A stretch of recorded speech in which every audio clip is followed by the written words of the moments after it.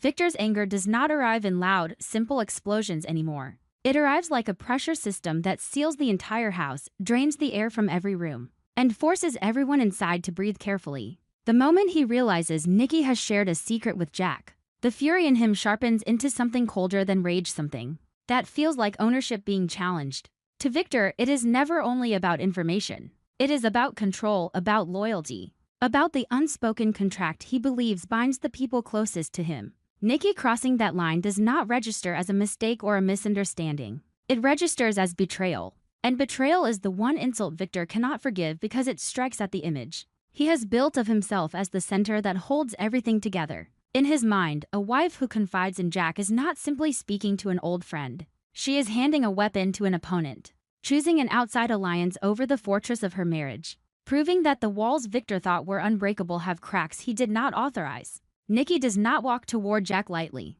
Her decision is shaped by a conflict that has been growing quietly in her chest. The tension between protecting Victor's empire and protecting herself from becoming a prisoner inside it. She has lived long enough beside Victor to recognize what happens when he believes someone has embarrassed him or weakened him. His punishment is rarely immediate and rarely public. It is strategic. It spreads through relationships and reputations, through business deals and private trust, until the target feels isolated and dependent again. Nikki knows the risks. She knows that telling Jack anything at all could ignite consequences that do not stop with her. Yet she also knows that silence is its own danger, because silence keeps her complicit in a machine that is accelerating beyond anyone's ability to steer it. That is why the secret she brings to Jack is not casual gossip.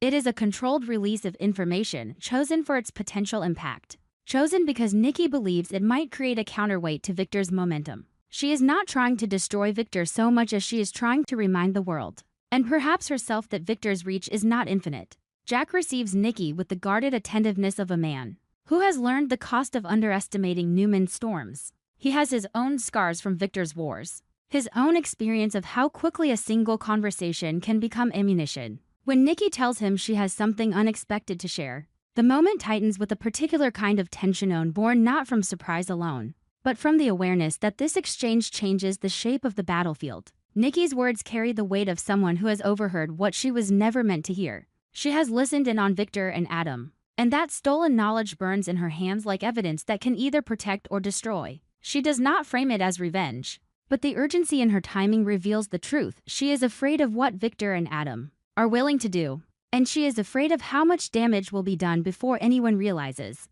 The ground has already shifted. The information Nikki shares lands like a stone dropped into still water. She points to Michael as the one who exposed the fact that Jabbit would be shutting down before the Newman media scandal erupted. It is not merely an accusation, it is a map of cause and effect, a suggestion that what Abbott has endured may not have been inevitable. Jack absorbs it with a face that tries to remain neutral, but the shock rises anyway because it forces him to reconsider the lines he thought he understood. Michael has always been complicated in Genoa City, outwardly professional, publicly loyal, privately strategic. Jack, at some level, has allowed himself to believe that Michael could be useful, that Michael might lean toward the Abbotts when it mattered, that there might still be a human margin in Michael's allegiance where fairness could slip in. Nikki's revelation threatens that hope, and yet it does not fully erase it, because Jack's instincts are not purely distrustful.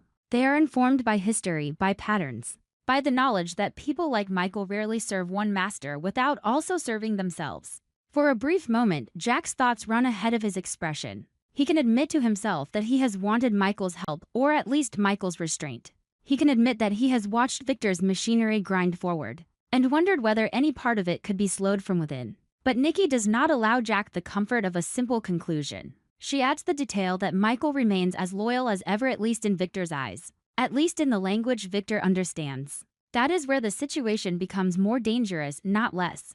Because a loyal man with hidden intentions is far harder to predict than an openly disloyal one. Nikki's disclosure does not present Michael as a defector. It presents him as a double-edged instrument, one that might cut Victor, might cut Abbott, might cut everyone who stands too close. The truth is that the story is tangled in ways neither Victor nor Jack fully sees. Michael's loyalty is not as clean as it appears, and that is precisely the problem. He has decided that the only way to end the growing threat is not by confronting Victor head-on, but by getting close enough to dismantle it quietly. He is playing a long, dangerous game, earning Victor's trust while secretly preparing to betray him for what Michael believes is the greater good. Michael wants access. He wants proximity. He wants to move through Victor's inner circle without raising alarms. Because the prize he is chasing is not money or status. It is the artificial intelligence program Victor has weaponized into something that can reshape the power structure of Genoa City. Michael believes that if he can steal that program, take it out of Victor's hands, can end the threat without triggering the kind of public war that would swallow everyone in collateral damage. It is an almost noble motive in theory, but the motive does not erase the reality that Michael's method requires deception. And deception is the one language Victor speaks fluently enough to detect. Victor's admiration for Michael becomes a cruel irony. He praises Michael's loyalty, likely convinced that he has once again chosen the right man, secured the right allegiance, ensured that the machinery of Newman power remains intact.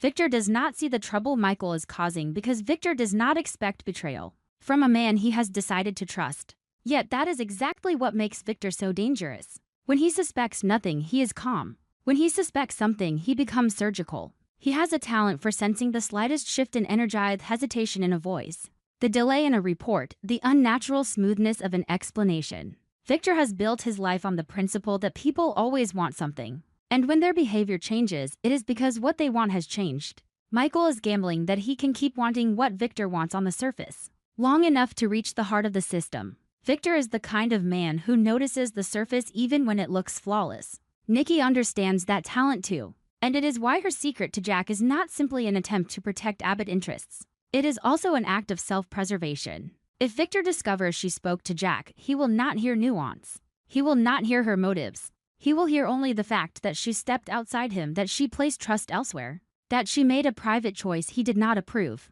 Nikki's internal conflict intensifies under that shadow. She loves Victor in ways that cannot be easily dismissed, but she also fears him in ways she rarely admits. Her marriage has always been a blend of devotion and tension, of pride and bruises, and this moment threatens to tilt the balance. She is aware that she may have triggered risks that ripple beyond business into the fragile emotional territory she has fought to stabilize. Yet she still chooses to speak, because part of her has reached a limit. Part of her refuses to watch Victor's world become more dangerous while everyone else pretends it is simply another corporate strategy. Jack, for his part, is left with the kind of shock that doesn't announce itself loudly. It settles into him, heavy and analytical. He has to decide what this information means and how to hold it without becoming reckless. He knows that if Victor learns Nikki came to him, Victor will retaliate not just against Nikki, but against Abbott, against anyone Victor can plausibly blame for luring Nikki away. Jack also knows that doing nothing with the information may be the same as surrendering.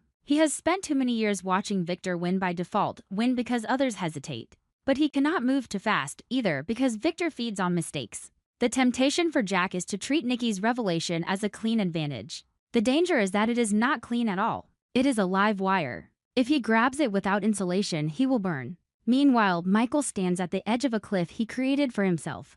His plan requires him to be convincing. It requires him to accept Victor's praise without flinching, to wear loyalty like armor, to let Victor believe he is safe. But the closer Michael gets to the AI program, the closer he gets to the place where Victor's paranoia lives. Michael does not want Victor to know his intentions because he knows what Victor does to traitors. Victor does not simply fire people. He destroys them. He isolates them, dismantles their credibility, threatens the structures that keep them standing. Michael's motivating the threat does not protect him from the consequences if he is caught. In fact, it may make the consequences worse, because Victor will interpret Michael's mission as an attack on Victor's vision, not merely on Victor's tactics.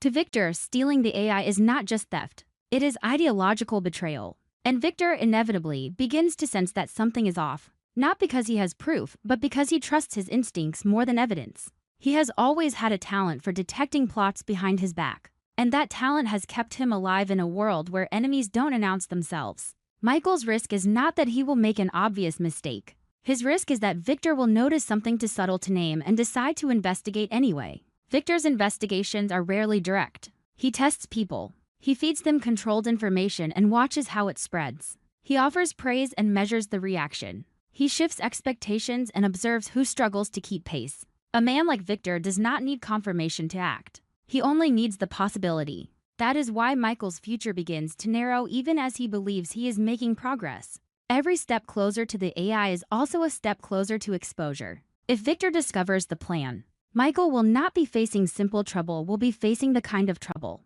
that swallows careers, families, and reputations whole. Nikki's secret to Jack becomes part of that dangerous web because once information moves, it creates echoes. Jack's shock, Nikki's risk, Victor's rage, and Michael's hidden mission all start pulling on the same thread. The tension doesn't come from a single explosive event. It comes from the awareness that everyone is now walking on thin ice. And Victor is the kind of man who knows exactly where to strike to make it crack. In the end, what drives this storyline is not only the external conflict between Newman and Abbott, but the internal fractures inside the people caught in between. Nikki is torn between marriage and conscience, between loyalty and the need to protect what still feels salvageable. Jack is torn between caution and action, between using what he knows and refusing to become as ruthless as Victor. Michael is torn between the role he must play and the truth he cannot reveal, between earning trust and committing betrayal for what he believes is the right reason. And Victor, at the center, is driven by the same force that has always ruled him, the need to control the narrative, the need to punish disloyalty, the need to prove that no one wife, friend, lawyer, or rival can move behind his back without paying the price. The tension between Claire and Audra is no longer a fleeting flare-up that fades after a single humiliating moment. It has hardened into a deep scratch across both women's pride, growing sharper by the day. It feels like a string pulled to tight. Every attempt at silence makes it vibrate louder, and every glance in Genoa City seems to brush against it. For Claire, the instant she splashed her drink in Audra's face was not a lapse of control that she now has to shrink from in shame. It was a boundary drawn by instinct, a declaration that she is exhausted from swallowing her anger, from standing still while someone else defines her, from apologizing just to make a room more comfortable for people who benefit from her softness. When she looks back on it, she doesn't see a mistake. She sees a door slamming shut not to run away, but to block the path that leads straight into manipulation. She knows some will call her impulsive, some will accuse her of having no class. But Claire also knows there are moments when class is just politeness wrapped around fear, and she has lived inside that wrapper long enough. What unsettles Claire most is not the gossip or the judgment, but the strange sense of relief that followed. That relief exposes something she can't ignore deep down. She has been starving for the right to act for herself. It isn't pleasure in hurting someone, it is the feeling of breathing without asking permission.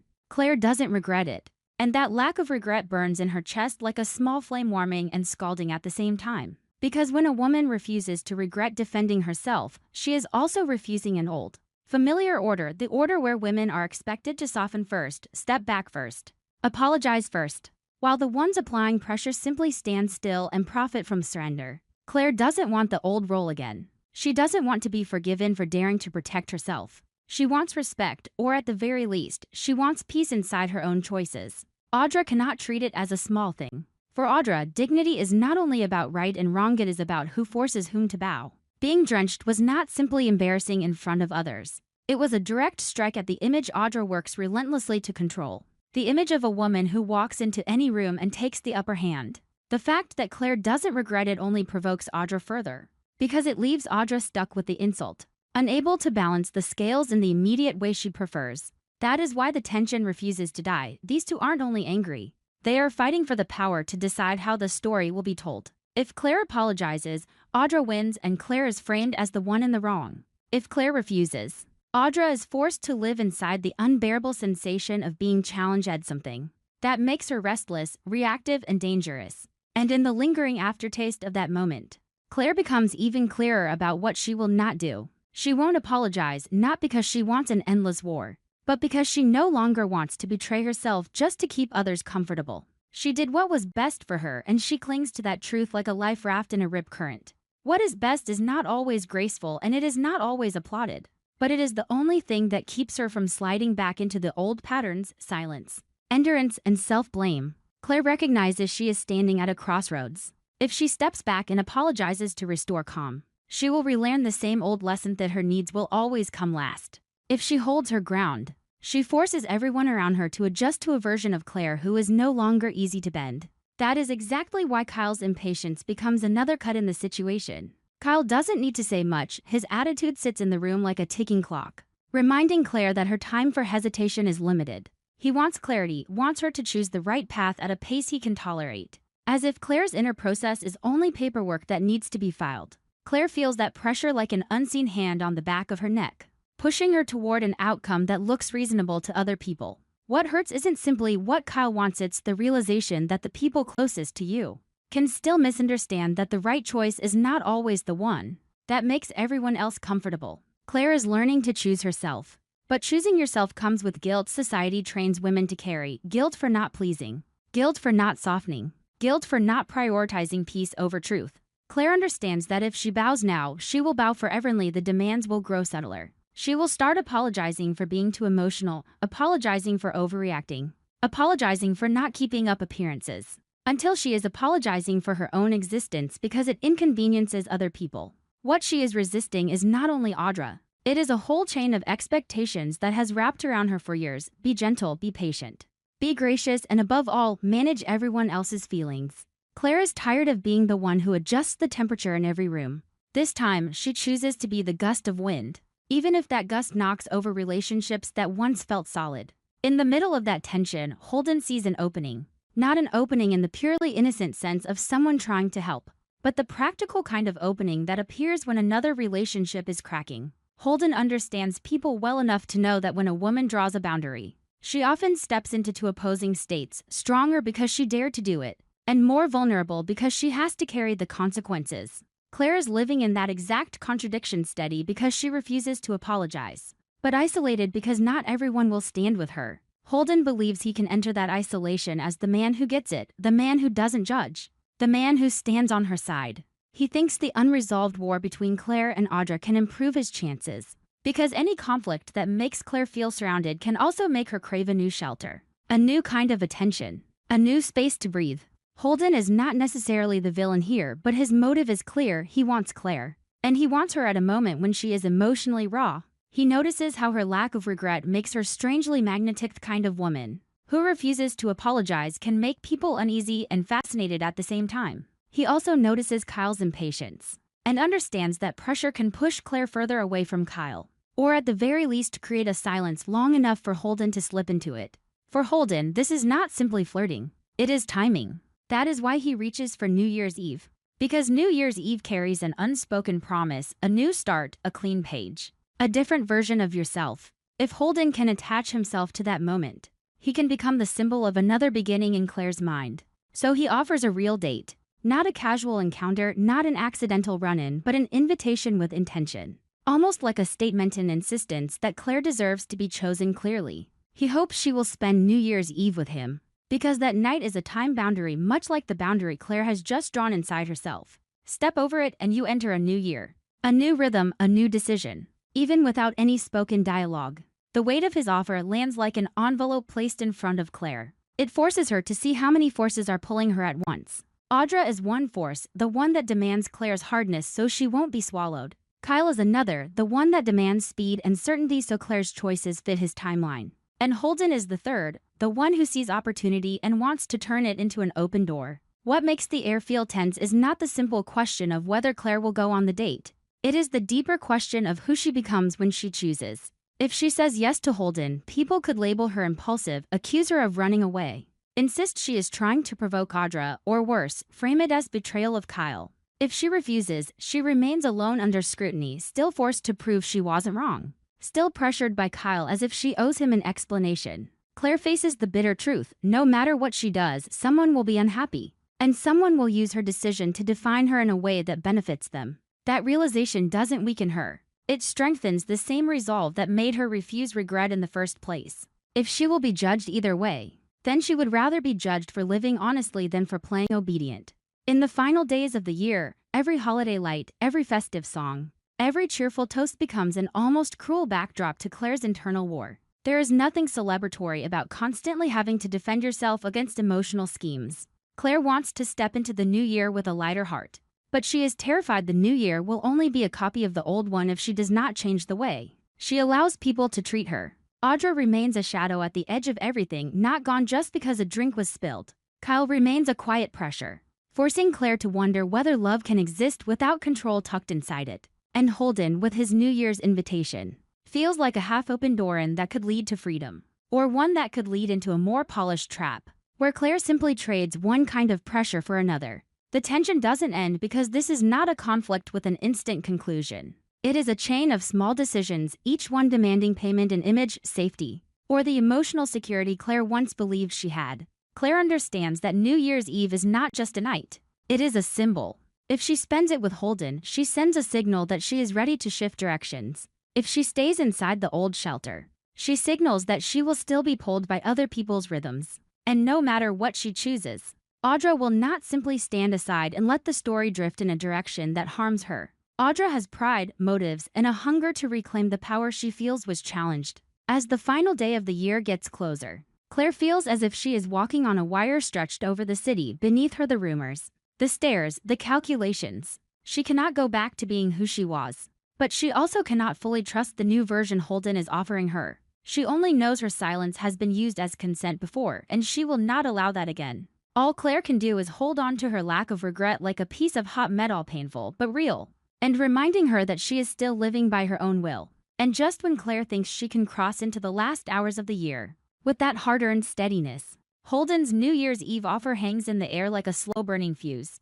Because New Year's Eve doesn't wait for anyone to be ready. It arrives, pulling everyone toward the moment when they look around and choose who will stand beside them. When the clock hits midnight, Claire knows that her choice that night won't simply be a date. It will be a public declaration against Audra, against Kyle, and against the version of herself that spent too long apologizing. And as her hand moves toward a decision forming in her chest, a cold shiver runs through her spine with the sense that no matter what she chooses, someone will refuse to accept it and will make sure she doesn't step into the new year in peace. TV Spoilers is always looking for content inspiration for each video by compiling short video clips to analyze and offer personal opinions. This channel specializes in analyzing, theorizing, and discussing plot points in the Young and the Restless series from the perspective of a longtime fan. Through this, viewers can gain deeper, more objective, and interesting insights. Please leave your comments and remember to subscribe to the channel to stay updated on the latest news about the Young and the Restless series.